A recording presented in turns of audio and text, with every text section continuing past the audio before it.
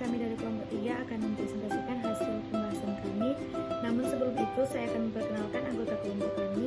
Yang pertama ada Regita Payo, yang kedua ada Rinaldo Seran, yang ketiga ada Rosa Moliku, yang keempat ada Serina Nihe, yang kelima ada Teresa Mamahit, yang keenam ada Tri Handayani Bantahari, yang ketujuh ada Fedan di Lompang, yang kedelapan ada Winda Yakob, yang kesembilan ada Yolanda Hasani, dan yang terakhir ada Angelika Pero. Materi pembahasan kami yaitu dampak COVID-19 terhadap perekonomian Indonesia seperti banyak pengangguran, daya masyarakat menurun, dan PHK. Dampak COVID-19 terhadap perekonomian di Indonesia. Perkembangan kasus konfirmasi positif COVID-19 di Indonesia perharinya semakin mengalami kenaikan yang signifikan. Sejalan dengan semakin tingginya jumlah akumulasi kasus positif, kasus konfirmasi positif perharinya juga terus mengalami kenaikan.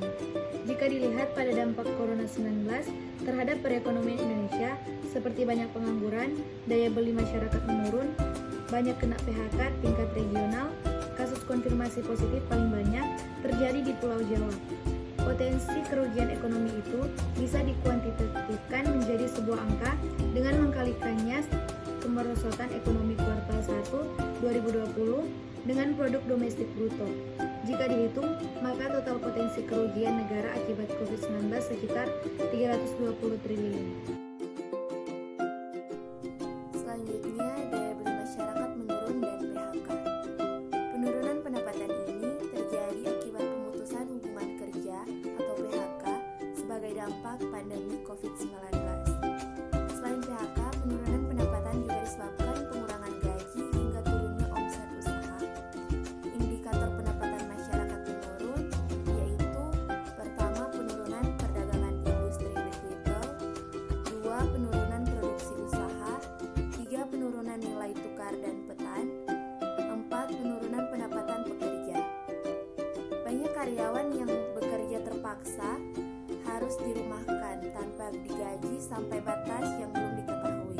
Dan ada juga yang di PHK karena perusahaan tidak bisa memberi gaji pada karyawan yang tidak bekerja selama hampir 3 bulan ini. Penurunan daya beli masyarakat itu sejalan dengan laju inflasi saat ini yang rendah. Selanjutnya, dampak pandemi COVID-19 muncul pengangguran terbuka baru. Tekanan besar kepada sektor ketenagakerjaan Indonesia. Ironisnya, tingkat pengangguran terbuka tersebut masih didominasi oleh lulusan sekolah menengah kejuruan atau SMK, padahal lulusan SMK tersebut merupakan calon tenaga kerja yang siap pakai. Merespon tantangan tersebut, pemerintah berkomitmen untuk menekankan pembangunan sumber daya atau SDM dilakukan secara holistik dan terintegrasi, diantaranya melalui penyediaan sistem informasi pasar kerja yang kredibel dan berkelas. Berikutnya dampak pemutusan hubungan kerja atau PHK. Pandemi COVID-19 terhadap penurunan perekonomian di Indonesia dan lonjakan PHK yang terjadi. Dana Moneter Internasional atau IMF menyatakan pandemi virus corona merusak ekonomi dunia lebih buruk dari angka perkiraan yang dikeluarkan sebelumnya.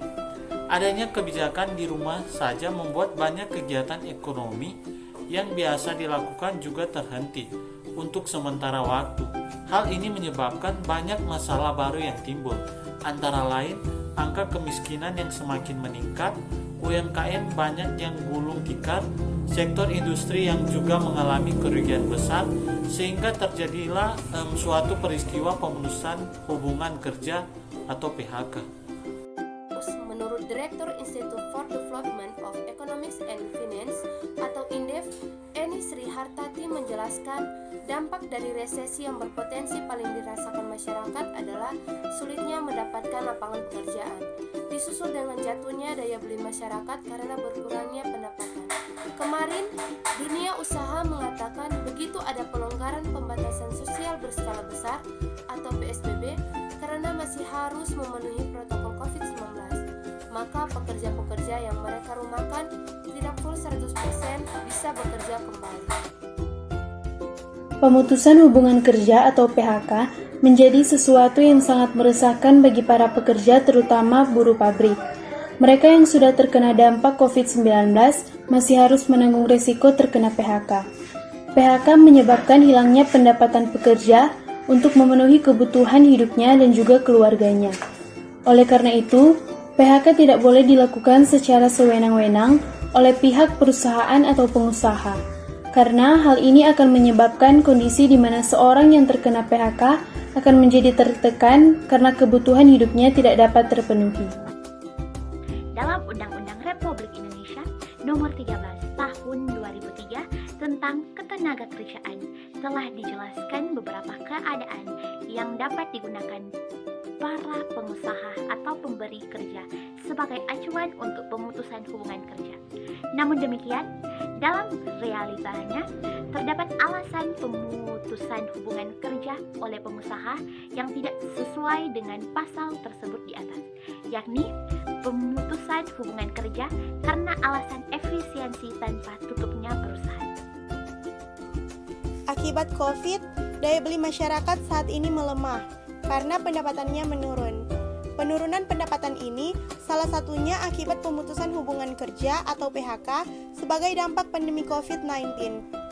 Jumlah orang yang tidak bekerja makin banyak, perusahaan enggan merekrut pekerja, bahkan yang kerja dirumahkan. Menurut Raden, indikator pendapatan masyarakat menurun itu antara lain penurunan perdagangan industri retail, penurunan produksi usaha, penurunan nilai tukar, dan penurunan pendapatan pekerja. Daya beli masyarakat belum pulih. Penurunan indeks harga atau deflasi pada September 2021 dinilai mengindikasikan masih lemahnya permintaan dan daya beli masyarakat.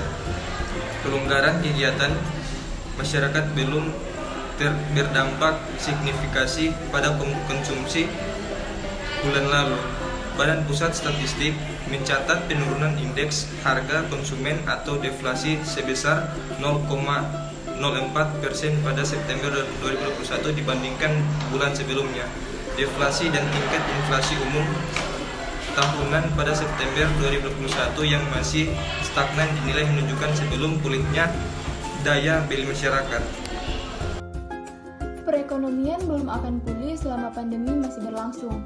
Perbaikan berupa indikator memang terjadi, tetapi berpotensi kembali memburuk apabila pandemi mengalami gelombang kedua. Karena itu, menjadi penting untuk menjaga agar pandemi tidak memburuk. Sekaligus, perusahaan melakukan adaptasi inovasi. Di sisi lain, momen hari raya saja diharapkan akan menjadi pemicu kenaikan pertumbuhan konsumsi daya beli, sehingga perlu dikelola dengan cermat oleh seluruh pemangku kepentingan. Berikut sumber-sumber dari materi kami. Sekian presentasi kami dari kelompok 3, terima kasih.